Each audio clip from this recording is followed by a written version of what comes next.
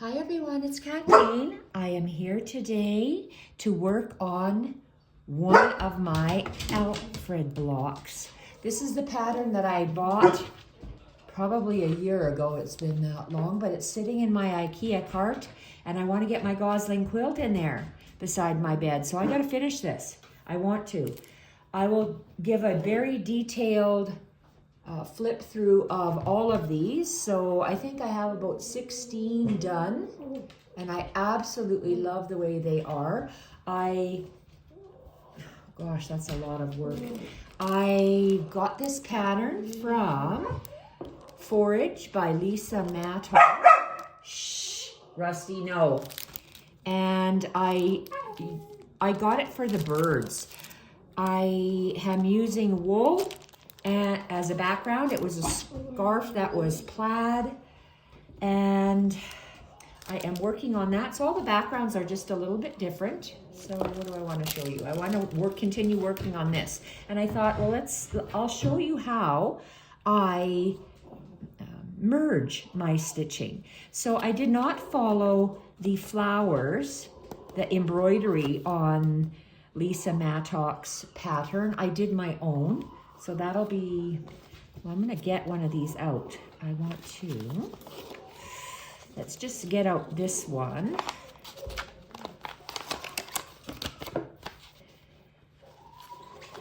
So I positioned the bird in the direction it was gonna go and thought, okay, let's look at this. Do I wanna do that? And I wanna do fancier stitches. So that's what I have been doing. So I wanna show you how I got from this. There are previous videos on my channel on how I did the birds, I guess. So if you're interested, you can go and look at that. So I'm going to put this away. I only have 1, 2, 3, 4 more to go, and I'm finished all of them. 1, 2, 3, 4. 1, 2, 3, 4, 5. 4 times 5 is 20. So I've got 16. So I'm on my last set. Oh my gosh, I can hardly wait till those are done. Stunning, absolutely stunning. I'll show you in greater detail what I did and how when they're finished, when I'm finished, all of them. So today's video is showing how I went from my bird, from Lisa's pattern, to creating foliage in the background. Because the scarf is plaid, the background had different plaid colorings on it from the scarf in shades of grays, ivories, and blues, I guess. And all my birds, all the bodies are the Caribbean blue, all the wings are, I don't know, and I use different colors of mustard for the wing and the tail, but all the stitching around the body is the same, all the beaks are the same, all the wings are the same, and all the tails are the same. Same with the feet, they're all the same. I show you how to do all these fancy stitches that I did way down the video line. So for me to go from a bird, a vintage, so I like stitching on vintage. Snippets to snippet cloth. How is this gonna be snippet cloth?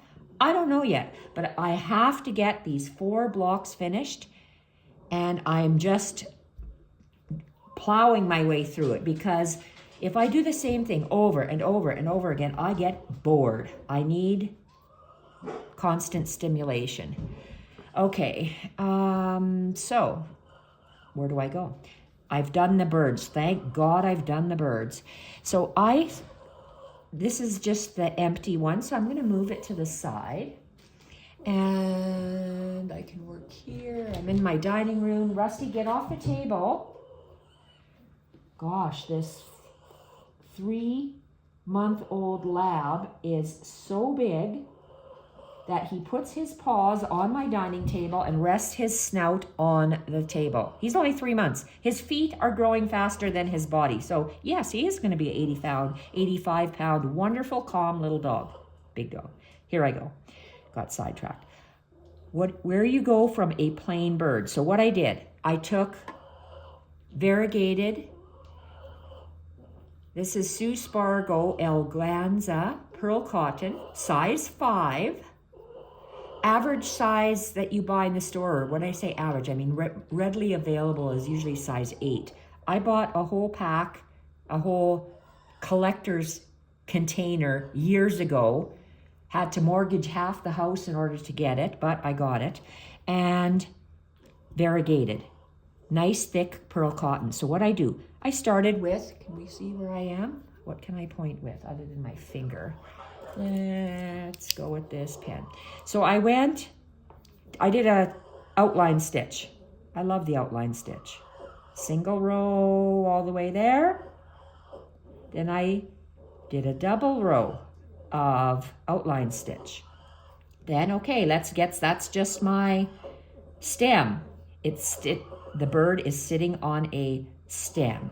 So let's do some leaves. The leaves are 1 chain stitch, 2 chain stitch, 3 chain stitch. And then, and then I went up with my needle in the center. Can we see this? Then I went up with my, so I got 3 chains all nestled within each other. Then I went up and I did a line anchoring all 3 like that. So you can see the silver of the needle. So that's what I did. First of all, there's 1, 2, 3 little dots anchoring the chain stitch at the top of each chain. Then I did 1 long one to look at the leaf. So every leaf is done like that. So I started with two leaves at the top, 1, 2, and then I just moved down this single stem that I did. I did a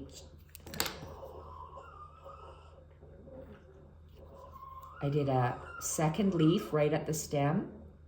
I went down here and I did a little length of chain stitch, 1 line, or I said a wrong thing, an outline stitch about 1 centimeter long. Then I did 2 leaves, and there again, same thing. All my leaves in green are exactly the same.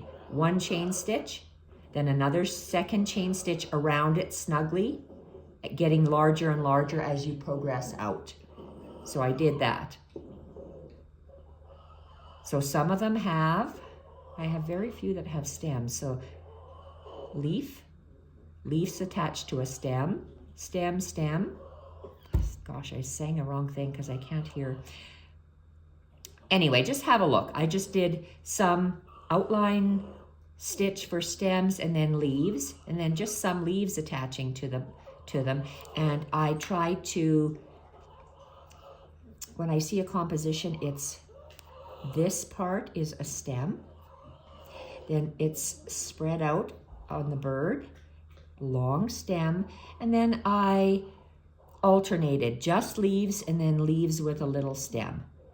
And they're all done exactly the same way. And I went 1, 2, 3 are doubles. So 1, 2, 3 are doubles. And the rest are singles all the way across. I was going to do something different in the flowers, but I decided against it. So, done the green part. Then I went and got, this is variegated yarn, sock yarn. Love the pinks and the olive greens that are intermixed. So I wanted to do flowers, and that's all I did was straight stitches, stacked straight stitches. So 1, 2, 3, 4, 1, 2, 3, so 7. And I started off with 1, I'm holding my work like this, and how did I start off? Because I have this piece here, I know I started off with this guy, and then in between each leaf, I just added. I wanted it to be balanced, so I went off that way. I'm looking at my bird. I didn't want to clutter up the bird. I want to see the bird. So how many do I have? 1, 2, 3, 4, 5, 6, 7. Love the number 7. So then those are going to be flowers. They're not done by any means yet.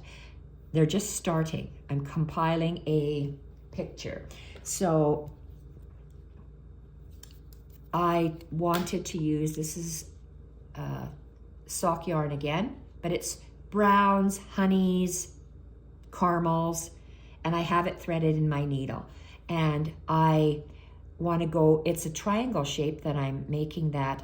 There's a word for this part of the flower, which I don't think it's the stamen. I think the stamen is that top part. But this is the bottom part of the flower, and I like to make it like a triangle.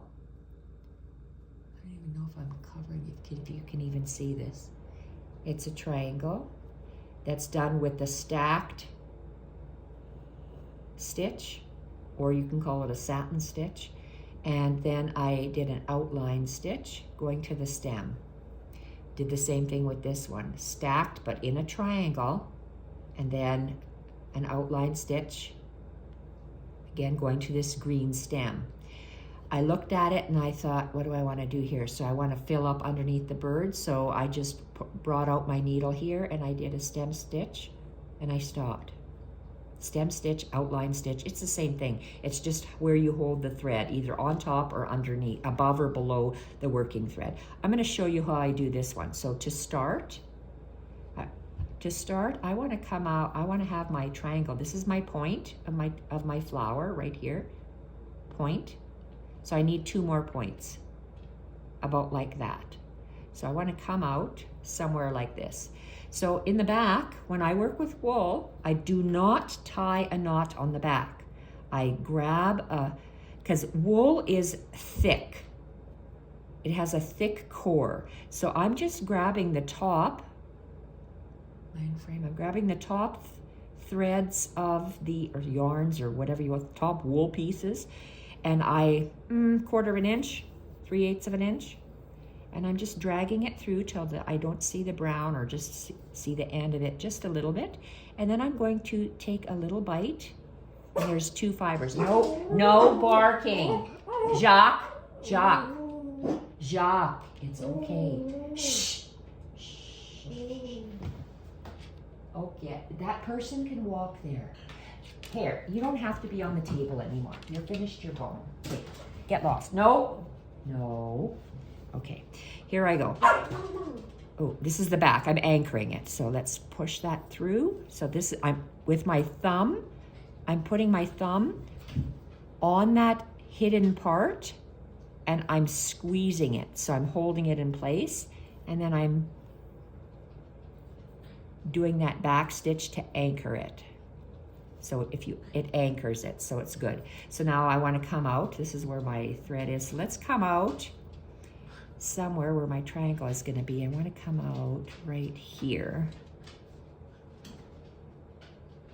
And I want to come out on the gray part of the wool. Okay, I'll hold my hands here. I don't know if you can see. Come out, and I pull it so it's snug. So now I'm just laying my thread down, and I want to form a triangle. And I want to go, I want to go back in the wool. So I'm going to go back right there. So I'm making my triangle and down. I'm using a chenille needle because it has a nice thick, not nice thick, it has a large eye, so I can actually see how to yarn it, how to thread it. So where was I? Is this it? Yeah.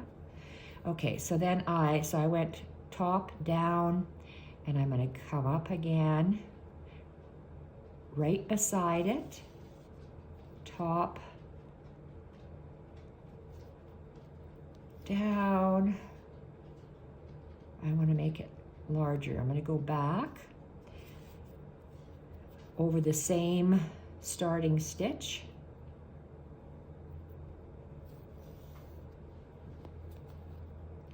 Make my triangle. Oh, see, look at how it outlined it. So then I'm going to continue moving down that triangle.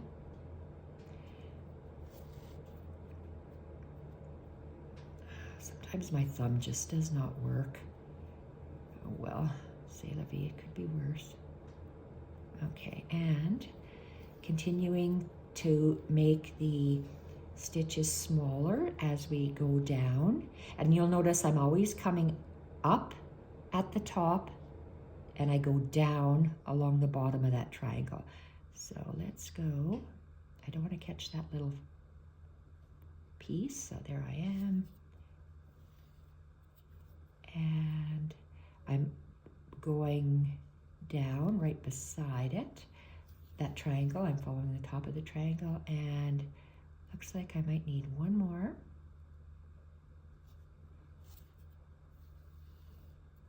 I'm not coming up in between the threads of the lace because it'll look messy then and it'll bother me. So I'm going in between. I'm going onto the wool fabric. So I have a nice little shaped triangle. So now I'm going to come up somewhere. Do I want to choose the center? Do I want to come up at the bottom or the top? Well, let's just come up at the bottom. Right there. And I'm holding the thread down, and that's how I do an outline stitch. And I want follow the needle, and I want to come, I'm going to stop here and see what it looks like. So this is just an outline stitch. And yes, I'm going to go right over top of the green leaf. And my stitches are 1/4 of an inch, maybe less. An outline stitch. So I went, okay, when you look at this, you'll see a triangle and just one line. That doesn't look good to me. So I'm going to go back into that point where I went down, but I'm going to come up. You see where that little gap is, and it'll fill in that gap. Okay, so now I'm going to do, there's one loose thread here. I don't want to see that one loose thread. OCD, OCD. I'm going to go up and down to cover it up. Beautiful. Look at that. Awesome. It fixed my, what I call a mistake, even though it's not a mistake. And my running stitch, let's come up right there at the tip of that triangle. Okay, here we are. Nope, I'm going to go a little higher. Oh, it's so hard to see sometimes. Okay, and pull it out. I'm going to continue along with a stem stitch. And then you get like this because you have a big eye. That's what happens. It comes out. So with yarn, I wrap it around my eye of the needle, use my fingers and hopefully to squeeze it in, grab it with my fingernail. And did I get it all or did I screw up? Nope, I did it good. There we are. Continuing finally with the stem outline stitch. And let's continue this way.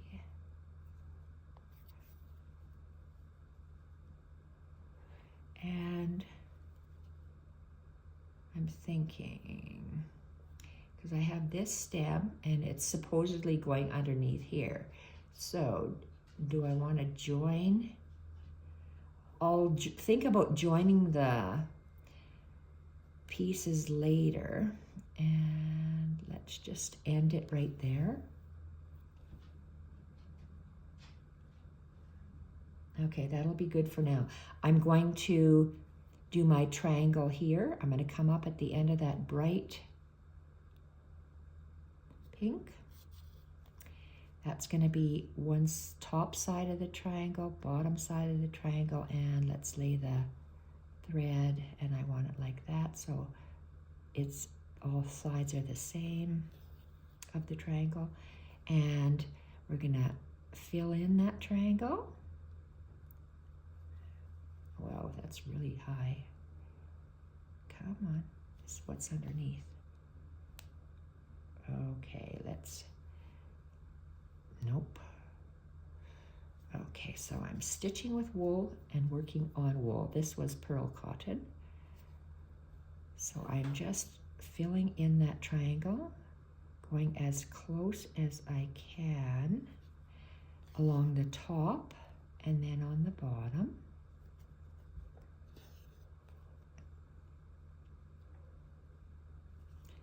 Top, bottom,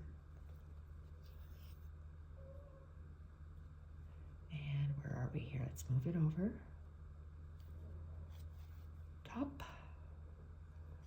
bottom. I've been itching to make journals, but my back can't take it to sit, so I have to figure out how am I going to do that. I'm making journals for myself and for Lisa, not for sale. With this new Trump thing, I don't know what on earth it's going to cost to go across the border. Anyway, here we are. This and...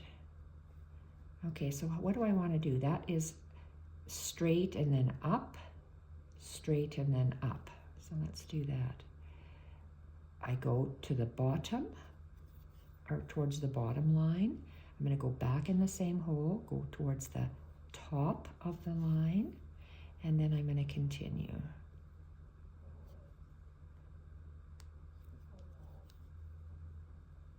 And maneuver it with your fingers if you don't like it.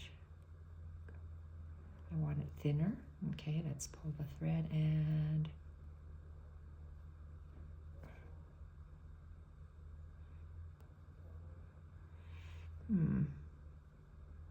okay, I'm going to take one big bite over here and let's see what that looks like.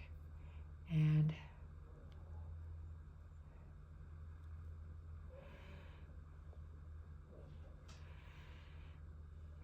I'm going to go down. I still have thread, so let's do another one. Let's go down here. There we are, making that triangle again. That's going to be my top. That's going to be my bottom. Lay that across and down. So that's, I'm going to do that over. I'm going to go over that stitch again. I don't know what I'm going to be doing with these finished blocks. Because of the amount of hours, the number of hours I have spent stitching this, I don't want to make it into a blanket because I like blanket to use. Because, okay, there's a little bit of thread, so I'm going to go, I left too big of a space, so I'm going to go in there and down. And let's make a point. And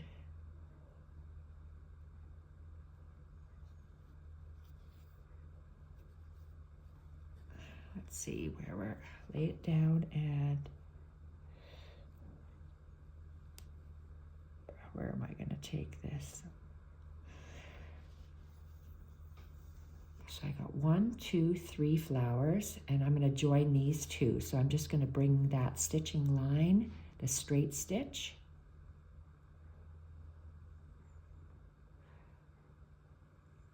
So I'm going from the what I call the bottom of my triangle and then putting my needle up so it goes towards the top, and then take a bite. Where do I want it to go? I want it to go up, so let's position it this way. And barely enough thread, so let's go 1 and back in there. That looks very good to finish it off. So I'm looking, I have the way that this wool is woven. I'm going to, you can see the lines, the stripes. I am going to just go under some of the green and catch 1 or 2 of the wool loops. And I'm sandwiched in between the wool so you don't see it on the other side. Take 2 threads. Ouch. See, just sitting. Oh, and I don't have scissors. Okay, I'm gonna grab, ouch, some of my husband's scissors because I'm on the dining table. Alrighty, where are your scissors?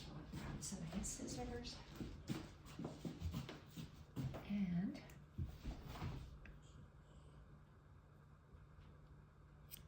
okay, so that's garbage. Let's have a look.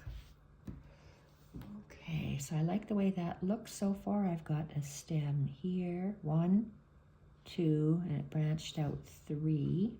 This branch has to continue this way, and I need to add, let's continue down that way. So what do I need? I need some thread. And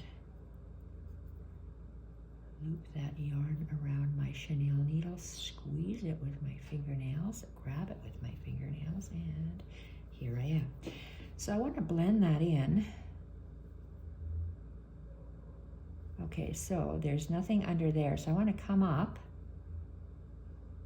My stitches on this line are going this way. On top, so on top I have to come out right here.